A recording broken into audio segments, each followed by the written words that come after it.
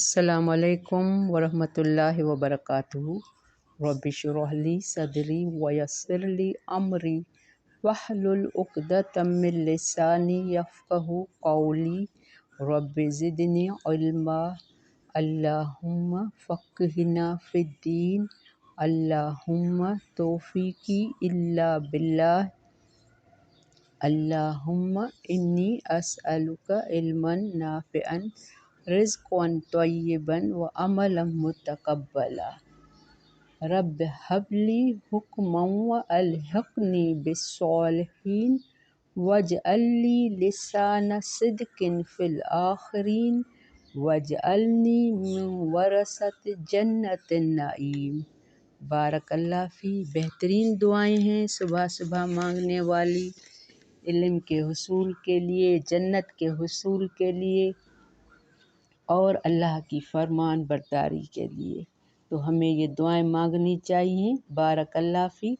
اللہم صلی علی محمد وعلی آل محمد کما صلیت علی ابراہیم وعلی آل ابراہیم انک حمید مجید۔ اللہم بارک علی محمد وعلی آل محمد کما بارکت علی ابراہیم وعلی آل ابراہیم انک حمید مجید۔ رسول اللہ صلی اللہ علیہ وآلہ وسلم نے فرمایا، وَلَا يَتَكَلَّمُ يَوْمَئِذٍ إِلَّا الرُّسُلُ وَدَعْوَى الرُّسُلِ يَوْمَئِذٍ اللہم سلم سلم۔ یہ صحیح بخاری کی روایت ہے، یعنی قیامت کے دن، اس دن انبیاء کے علاوہ کسی کو گفتگو کی ہمت نہیں ہوگی، اور انبیاء کی زبان پر بھی اس دن صرف یہی ہوگا کہ یا اللہ ہمیں بچا لے، یا اللہ ہمیں بچا لے۔ ہم نے کیا پڑھا کہ اللہم سلم سلم، قیامت کے دن نبی کی زبان پر بھی یہی ہوگا۔ تو ہمیں اپنے دنیا کے اعمال کا محاسبہ کرنا چاہیے کہ ہم کیا اللہ کی رضامندی کے کام کر رہے ہیں۔ قیامت کے دن اللہ ہم سے کلام کرے گا، کیا ہم قیامت کے دن اللہ کا دیدار کریں گے؟ تو یہ ہمیں ہر وقت اس کی جستجو ہونی چاہیے، ہمارے اعمال بہترین ہوں کہ اللہ قیامت کے دن تو ہم سے راضی رہنا اور ہمیں اپنا دیدار کرانا۔ بارک اللہ فی۔ آج کی تجوید اسٹارٹ کر رہے ہیں۔ ہماری آیت نمبر 79 سورۃ آل عمران۔ یہ یہودیوں اور نصارہ کے وفد کی گفتگو ہمارے نبی سے ہو رہی ہے۔ اس ضمن کے اس کانٹیکس میں یہ آیتیں آ رہی ہیں، آپ میرے خیال میں ضرور سمجھتے جا رہے ہوں گی۔ پہلے تجوید اسٹارٹ کر رہے ہیں۔ اعوذ باللہ من الشیطان الرجیم، بسم اللہ الرحمن الرحیم۔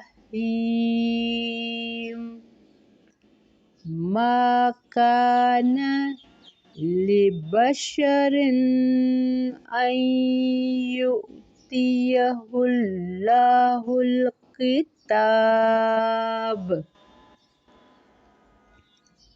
والحکم والنبوۃ ثم یقول للناس كونوا عبادا لي من دون الله ولكن كونوا ربانيين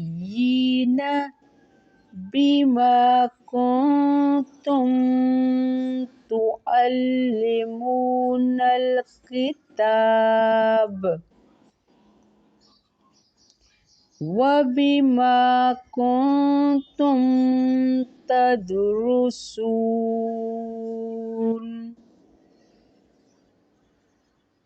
ولا يأمركم أن تتخذوا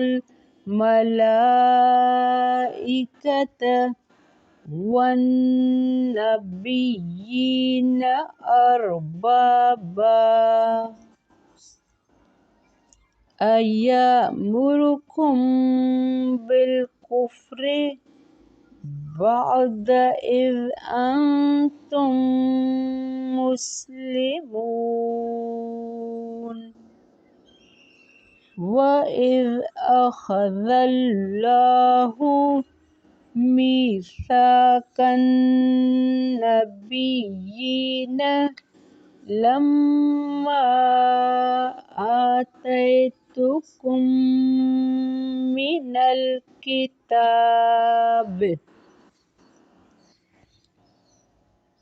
وحكمة ثم جاءكم رسول مصدق لما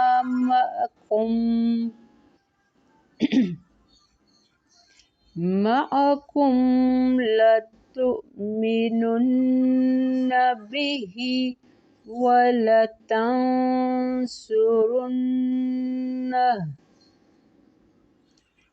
قال أأقررتم وأخذتم على ذلكم إصري قالوا أقررنا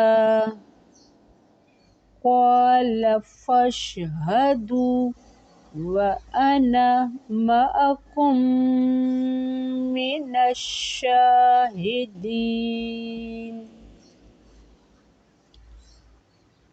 فمن تولى بعد ذلك فأولئك هم الفاسقون أفغير دين الله يبغون وله أسلم من في السماوات والأرض طوعا وكرها وإليه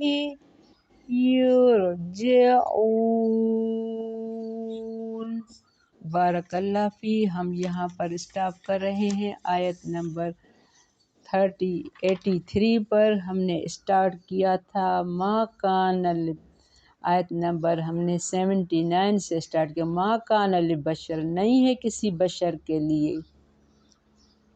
یعنی یہ کسی انسان کے لیے یہ نہیں زیب دیتا، ان یؤتیہ اللہ الکتاب، کہ دے اسے اللہ کتاب، والحکم اور حکومت، والنبوت اور نبوت، ثم یقول للناس، وہ کہے لوگوں سے، کونوا عبادا لی، ہو جاؤ بندے میرے، من دون اللہ، سوائے اللہ کے، ولیکن کونوا ربانیین، لیکن ہو جاؤ رب والے، بما کنتم تعلمون الکتاب، بے وجہ اس کے جو تم تعلیم دیتے ہو کتاب کی، وبما کنتم تدرسون، بے وجہ اس کے جو ہو تم پڑھتے، یعنی اللہ نے جو تمہیں کتاب دیا ہے، قرآن دیا ہے۔ یہ عیسائیوں کے ضمن میں کہا جا رہا ہے کہ انہوں نے حضرت عیسیٰ علیہ السلام کو خدا بنایا ہوا ہے، حالانکہ وہ ایک انسان تھے جنہیں کتاب و حکمت اور نبوت سے سرفراز کیا گیا۔ کس کو؟ عیسیٰ علیہ السلام کو اللہ نے کیا بنا؟ نبی تھا، اللہ نے انہیں سب کچھ دیا تھا، انہیں حکمت دی تھی، کتاب دی تھی کہ لوگوں کو کتاب کے ذریعے، تورات ہم سب کو پتہ ہے، ان کو اس کے ذریعے ان کی رہنمائی کرو، جنہیں کتاب حکمت نبوت سے سرفراز۔ اور ایسا ہی کوئی شخص یہ دعویٰ نہیں کر سکتا کہ اللہ کو چھوڑ کر میرے پجاری اور بندے بن جاؤ، بلکہ وہ تو یہی کہتا ہے کہ رب والے بن جاؤ۔ ربانیون رب کی طرف منسوب ہے، تو یہاں کونو ربانیین، ربانین یعنی ایسے لوگ بن جاؤ۔ ربانین کی معنی ہے اسے دیکھ کر اللہ یاد آئے، جو علم کے ساتھ تربیت کرے، علم کا اثر قبول کرے۔ اب یہ ہم سب کی ذمہ داری ہے، اللہ کے بعد نبیوں کے بعد ہم سب کی، کہ ہمیں کتنا بھی علم آ جائے تو ہم اس علم کے ذریعے لوگوں کو اللہ سے جوڑیں، تاکہ وہ ربانی یعنی رب والے بن جائیں، نہ کہ اپنے ساتھ جوڑیں۔ جیسے آج کل کے یہ مرشدوں کا ہے کام، بزرگوں کا، یہ بہت بڑے بڑے جو اپنے آپ کو سجدہ کراتے ہیں لوگ جب ان سے ملتے آتے ہیں تو ان کے قدموں میں آ کے پہلے سجدہ کرتے ہیں، تو یہ غلط ہے۔ یعنی کتاب اللہ کی تعلیم و تدریس کے نتیجے میں رب کی شناخت اور رب سے خصوصی ربط و تعلق قائم ہونا چاہیے۔ اسی طرح کتاب اللہ کا علم رکھنے والے کے لیے ضروری ہے کہ وہ لوگوں کو بھی قرآن کی تعلیم دے۔ اس آیت سے واضح ہے کہ جب اللہ کے پیغمبروں کو یہ حق حاصل نہیں کہ وہ لوگوں کو اپنی عبادت کا حکم دیں، تو کسی اور کو یہ حق حاصل کیوں ہو سکتا ہے؟ وَلَا يَأْمُرُكُمْ أَن تَتَّخِذُوا، اور نہیں وہ حکم دیتا تمہیں کہ تم بنا لو، تَتَّخِذُوا الْمَلَائِكَةَ فرشتوں کو، وَالنَّبِيِّينَ أَرْبَابًا اور نبیوں کو مختلف رب۔ اللہ یہاں کیا کہہ رہا ہے کہ یہ تم کسی کو اللہ نبی یا رب نہیں بنا سکتے۔ أَيَّأْمُرُكُمْ بِالْكُفْرِ، کیا وہ حکم دے گا تمہیں کفر کا، بعد اذ انتم مسلمون، یعنی نبیوں، فرشتوں یا کسی اور کو رب والی صفات کا حامل باور کرانا یہ کفر ہے۔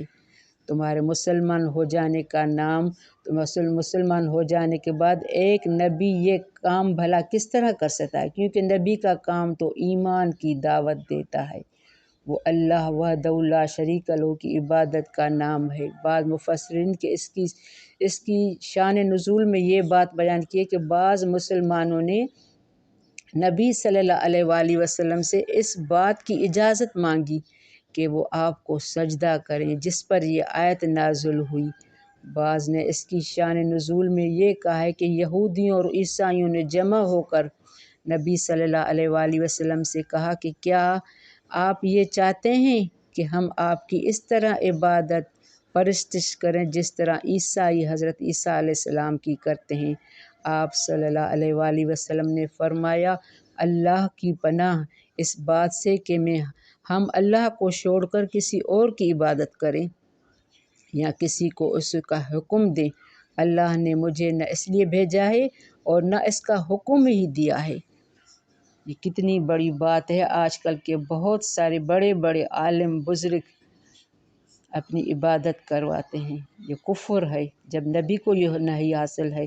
وَإِذْ أَخَذَ اللَّهُ، اور جب لیا اللہ نے پختہ عہد، أَخَذَ اللَّهُ مِيثَاقَ النَّبِيِّينَ، جب لیا اللہ نے پختہ عہد نبیوں سے، لَمَّا آتَيْتُكُمْ، البتہ جو دوں میں تمہیں، یعنی ہر وقت میں ہر قوم کو کوئی نہ کوئی صحیفہ کتاب، جس طرح ہماری امت کو قرآن ملا ہے تو ہر قوم کو تورات انجیل زبور مل چکا ہے،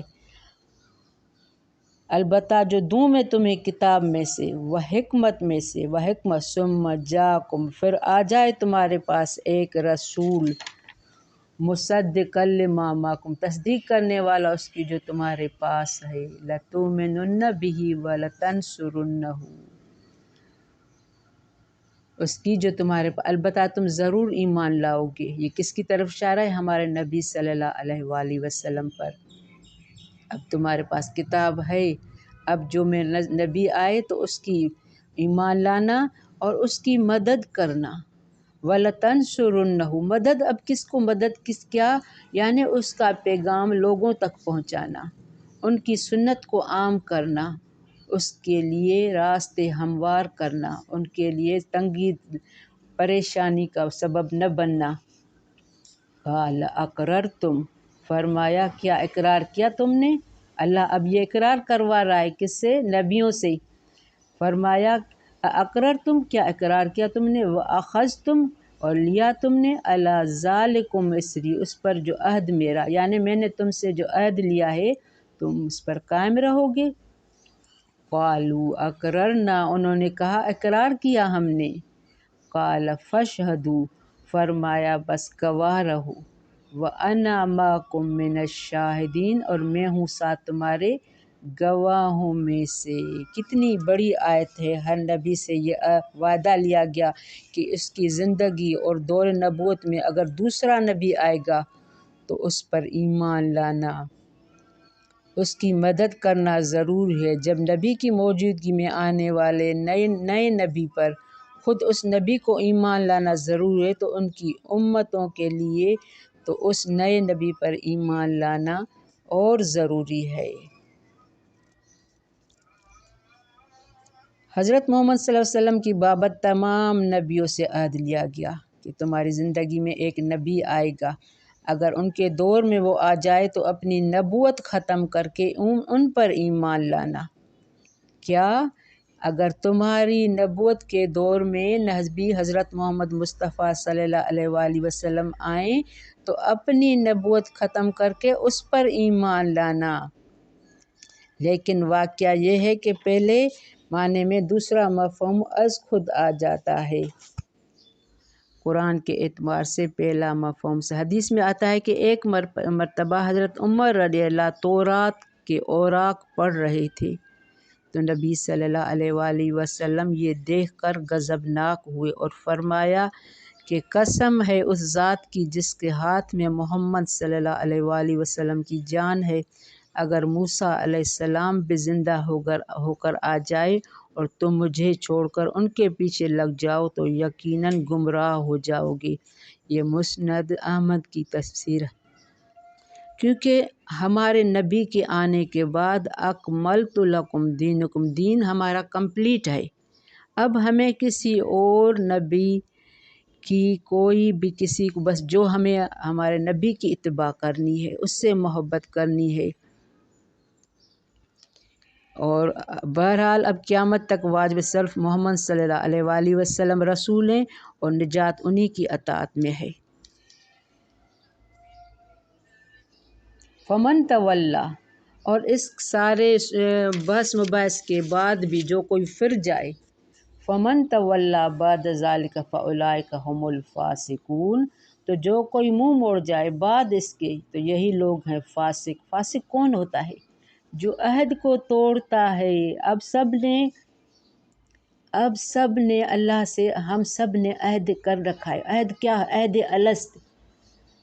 ہم نے اللہ سے عہد الست کر رکھا ہے کہ جو نبی آئے گا ہم اس کی اطاعت کریں گے، اور انبیاء سے بھی اللہ نے عہد لے رکھا ہے۔ اب جو ان کو کوئی توڑے گا تو وہ فاسق، فاولئک هم الفاسقون۔ افغیر دین اللہ کیا بھلا علاوہ اس کے دین کے، یبغون وَلَہ اسلم وہ کچھ اور تلاش کر رہے ہیں، وَلَہ اسلم حالانکہ اسی کے لیے فرمان بردار ہوا، من فی السماوات والارض جو کوئی آسمان میں اور زمین میں ہے، طوعا وکرہا وإلیہ یرجعون خوشی سے یا ناخوشی سے اسی کی طرف تم لوٹائے جاؤ گے۔ جب آسمان اور زمین کی کوئی چیز اللہ کی قدرت و مشیت سے باہر نہیں ہے، چاہے خوشی سے یا ناخوشی، تو پھر تم ان کے سامنے قبول اسلام سے کیوں گریز کرتے ہو؟ تو اسی طرح ہمیں صرف اللہ کی عبادت، اس کے بعد اللہ کے رسول حضرت محمد صلی اللہ علیہ وآلہ وسلم کی اتباع کرنی ہے۔ عبادت سجدہ صرف اللہ کو اور اتباع صرف رسول کی، کیونکہ وہ جو سکھائے ہمیں وہ سیکھنا ہے۔ بارک اللہ فی ربنا تقبل منا انک انت السمیع العلیم وتب علینا انک انت التواب الرحیم۔ السلام علیکم ورحمۃ اللہ وبرکاتہ۔